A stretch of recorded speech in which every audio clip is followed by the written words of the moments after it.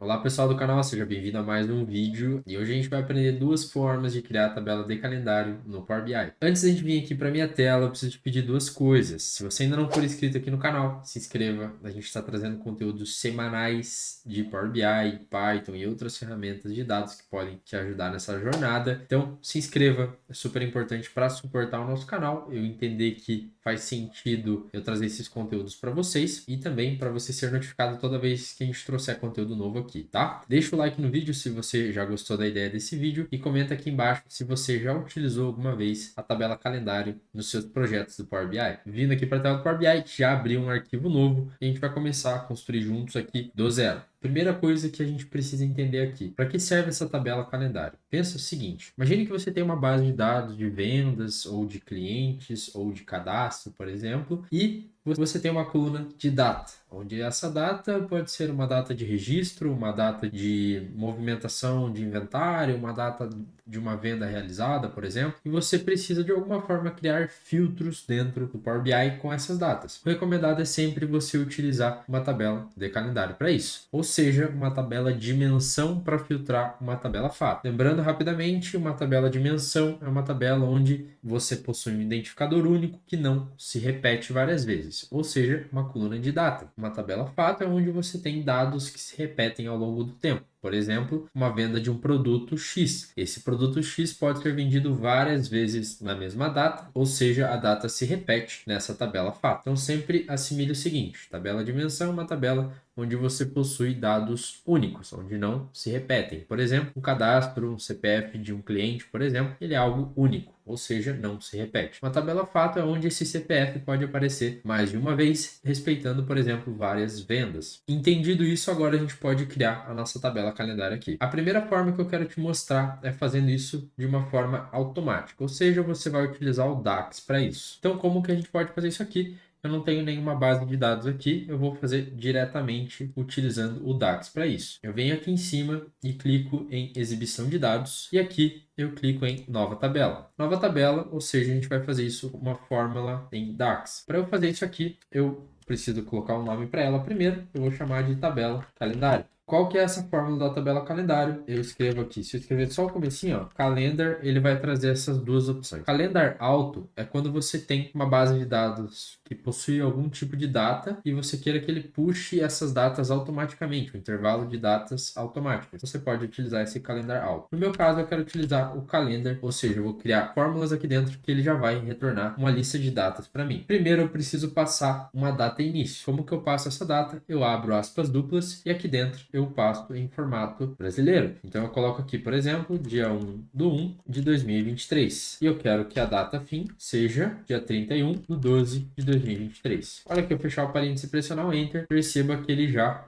retorna uma tabela gigantesca aqui para mim com todas as datas desse ano de 2023. Só que ele traz com a hora aqui, no caso meia-noite, né? Eu não quero isso, então eu venho aqui em cima e altero o formato da data. Posso fazer isso aqui manualmente ou posso vir aqui e colocar o formato na mão. Então eu coloco DD, MM, YYYY, ou seja, os 4 dígitos do ano. Então ele já vai retornar para mim aqui sem as horas. Eu já tenho a minha tabela calendário montada. E agora você pode ir fazendo coisas dinâmicas. Por exemplo, você pode adicionar uma coluna aqui, por exemplo, add columns. Aí você vem aqui e cria uma coluna chamada mês. Então você coloca, você tem uma coluna de data e agora você quer colocar, adicionar uma coluna de mês, por exemplo. Eu uso a expressão add columns, abro aspas duplas de novo, coloco o mês. Vou deixar em inglês para manter o padrão. Então, o mês, e aqui eu coloco a expressão que é o que? Month e a data selecionado. E aqui ele está usando o contexto de linha, então é só eu passar o nome da coluna. E eu, se eu quiser trazer o ano também, eu posso colocar aqui, então, por exemplo, year e a data. Ele já vai trazer o ano. Se eu quiser colocar a semana, coloco a data aqui também. E aqui eu coloco 21. Ele fica com esse símbolo de erro embaixo, mas ele já interpreta que ele fica no formato de ISO numérico. Ou seja, ele já vai retornar as semanas certinho pra gente. Então eu te mostrei a primeira forma de você criar a sua tabela calendário utilizando somente o DAX para isso. Então a gente viu como fazer a parte do calendário, onde ele vai criar as datas e depois adicionando as colunas que vão de alguma forma te auxiliar na sua análise. Então a gente adicionou a coluna de mês, ano e semana e assim por diante. Você poderia adicionar o nome do mês e assim por diante, beleza? E agora a gente vai ver como fazer isso utilizando o Power Query. Então, para a gente fazer isso no Power Query, a gente precisa abri-lo. Eu venho aqui em cima em transformar dados e ele vai abrir essa tela para mim. Agora eu vou criar uma consulta nula.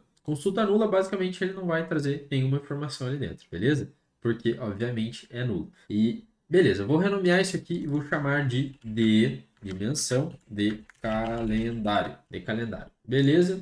Agora eu vou abrir aqui o editor avançado. O editor avançado, onde a gente vai ficar toda a parte do código da linguagem M do Power Query vai ficar aqui dentro, tá? Então, eu abro aqui para ficar mais fácil da gente fazer a codificação da linguagem M. Primeira coisa, eu vou apagar essa fonte aqui, eu vou apagar essa aqui de baixo, vou deixar somente assim. O let e o in é por padrão da linguagem M, a gente deixa para ele entender o início e o fim da operação, tá? Então, vou dar uns espaços aqui. Primeira coisa que a gente vai fazer é criar uma variável chamada data início. Nessa data início, a gente vai passar a data início. Nessa data início, a gente vai colocar a data que a gente quer começar o nosso intervalo de datas. Então, eu vou colocar entre aspas duplas e vou escrever dia 1/1/2023. Só que se eu fizer somente isso, ele não vai entender isso aqui como data. A linguagem M vai entender isso aqui como um texto. E não é isso que eu quero. Eu quero que ele já interprete como data. Então, o que eu faço? Eu venho aqui e coloco date from text. Se souber um pouquinho de inglês, você já sabe o que significa, né? Ou seja, ele está pegando de um texto e transformando isso numa data, tá?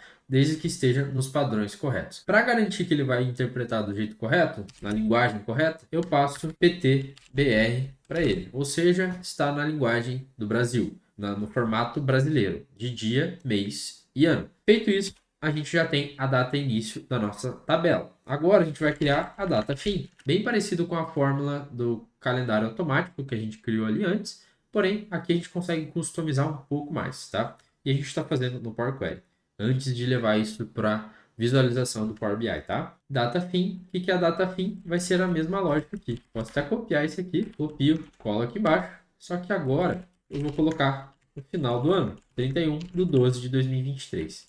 O meu computador está com a linguagem em inglês, ou seja, se eu não colocar esse PTBR, ele vai dar erro, porque ele não vai interpretar o mês 12, porque no padrão americano é mês, dia e ano. Então, eu preciso passar PTBR para ele, tá? Eu sugiro você passar, por mais que você tenha alguma dúvida, passe PTBR para garantir que vai dar tudo certo. Na sequência, a gente vai criar a nossa terceira variável, que é a quantidade de dias entre a data fim e a data início, que eu vou chamar a variável de intervalo. O intervalo vai ser o quê? Vai ser a contagem de dias entre o fim e o início das datas. Como que eu transformo isso em número? Eu uso a seguinte função, number from, e aqui eu coloco a variável data início, ou seja, eu estou transformando a data início que está em formato de data, eu estou transformando em número. Vai virar um serial de data. Só que aqui, como eu quero fazer o intervalo, eu quero fazer a data fim menos a data início. Então, eu só vou renomear aqui de data fim. Ele vai calcular a quantidade de dias entre dia 1º de janeiro de 2023 a dia 31 de dezembro de 2023, beleza?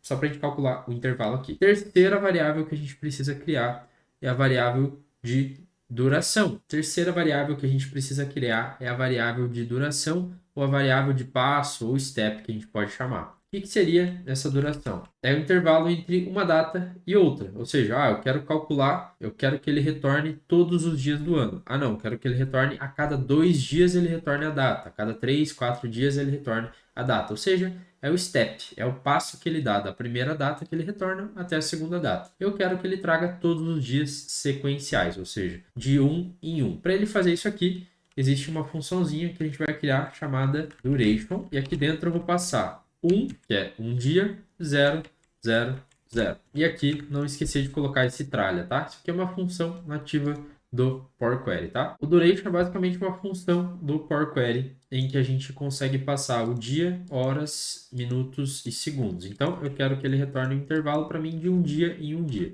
Se eu colocar 2 aqui, ele vai retornar o dia 1º de janeiro, dia 3 de janeiro e assim por diante, pulando 2 dias, como se fosse um step.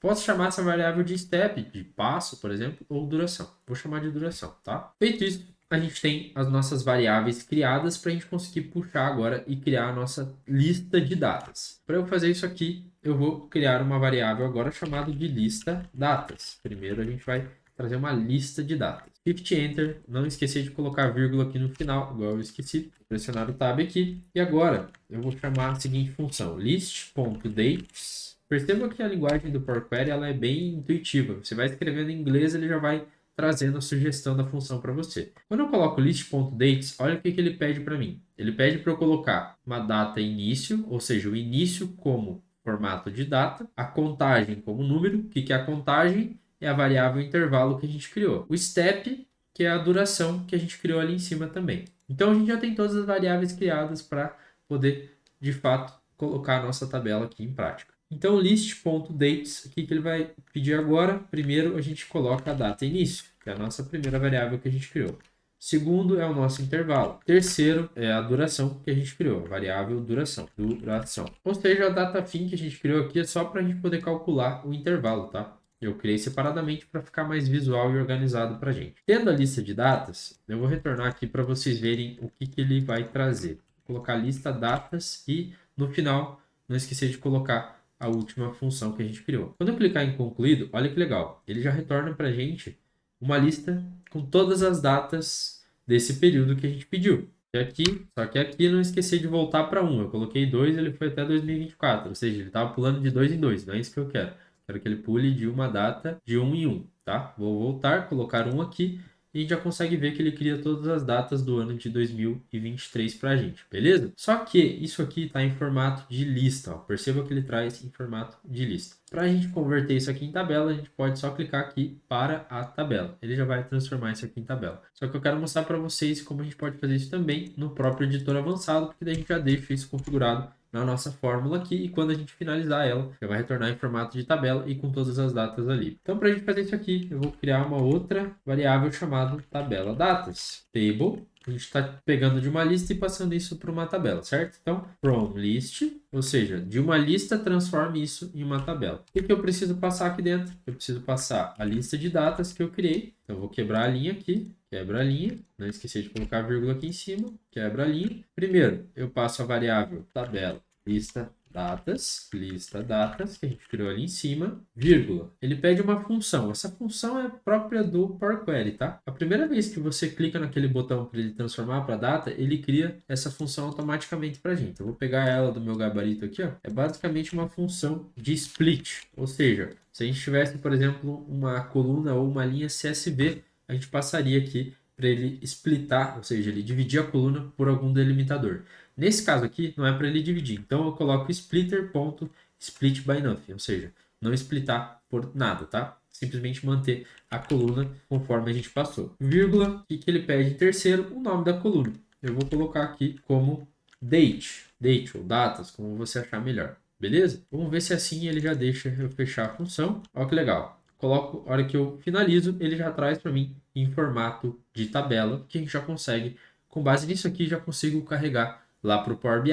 Só que antes de carregar para o Power BI, eu quero mostrar para vocês algumas funções que tem aqui dentro. Então, primeira coisa, eu transformo isso aqui em data, beleza? Ele já interpretou tudo como data para mim. Legal. Agora, a gente vem aqui em cima em adicionar coluna. Quando ele está formatado como data, ele libera essa opção aqui, ó, de data. Eu posso trazer o ano, o início do ano, o fim do ano.